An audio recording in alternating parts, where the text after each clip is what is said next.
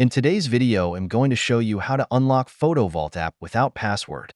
If you forget your password, don't worry. There is an inbuilt feature to get your password back. So let's dive in how to do that. This is the app I'm using today, but don't worry, this method works for every Photo Vault app. After you open it up, did you forget password like this? There is a little problem. If you don't set up security question, you won't be able to get this photos. After you try this method, it will show like this. But most of the Photo Vault apps don't let you to log in without security question. So you have to do this in order to get your password. Repeat the process like this.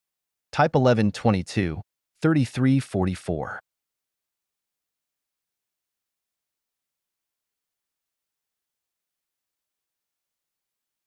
Then it will show you this, so then click OK.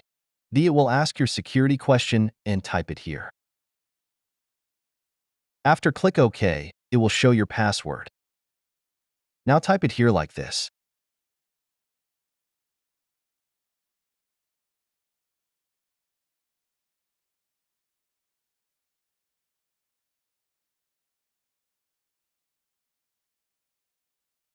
Thanks for watching. Make sure to subscribe.